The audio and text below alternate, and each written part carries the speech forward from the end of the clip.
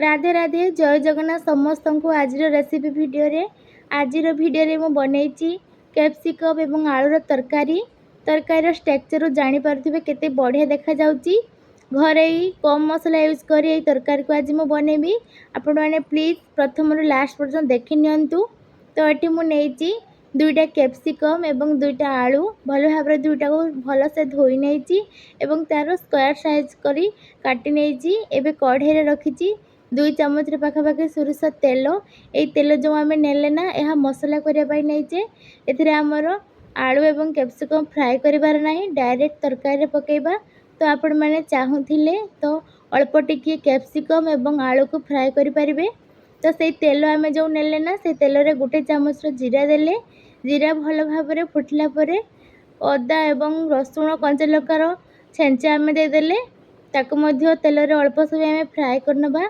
तार कंचा स्मेल हटवा पर आम एठी देदेले गोटे पियाज बटा। साधारणतः पियाज बटारे ना पानी अंश रही थाए तो कढ़ाई देला परे ना जतिक भी तेल रही थाए ताहा मध्य कमी जाए। एठी मु पियाज बाटिकी नहीं आपण मैंने चाहिए खंड खंड भी नहीं पारे।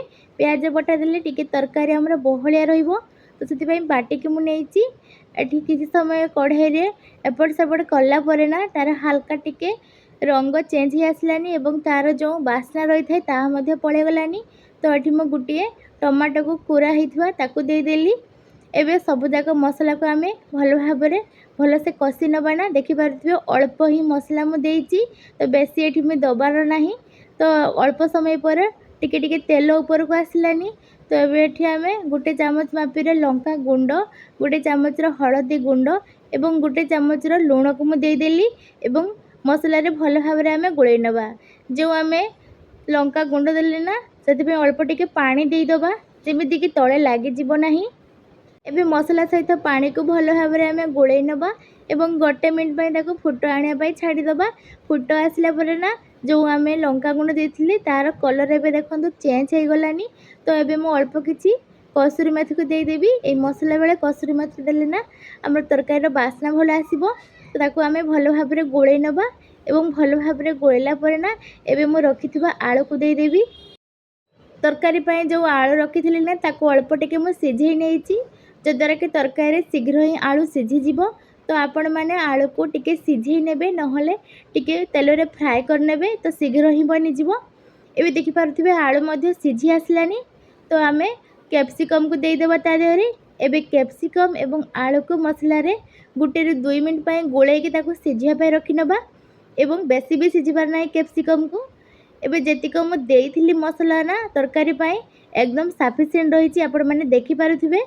एबे किछि समय हेलानी एबे आमे तथिरे अल्प पानी दे देबा। ए तरकारी हमर टिके जुगजुगी एवं सुखा सुखा रहिबो। तो जेतिकी पानी देइछे ना ताहा सफिशिएंट रहिबो। एबे चारिपटु आमे टिके गोळै नबा एवं 1 ରୁ 1.5 मिनिट पई ताको गोटे घोड़णी दे देबा। घोड़णी देला परे ना जेतिक भी हमर रेस्ट रहिथिबो सिझिया पई ताहा मध्य सिझी जिवो।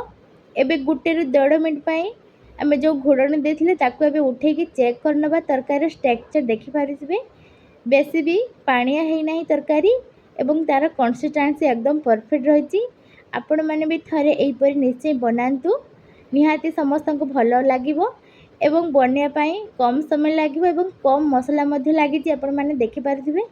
तो थरे एई भिडियोटी के निश्चय ट्राई करंतु एवं केमती लागिला मो एई रेसिपी भिडियोटी प्लीज कमेंट करंतु एवं गोटे लाइक शेयर सब्सक्राइब निश्चय करंतु। रहिली नेक्स्ट वीडियो देखा हबो। जय जगन्नाथ।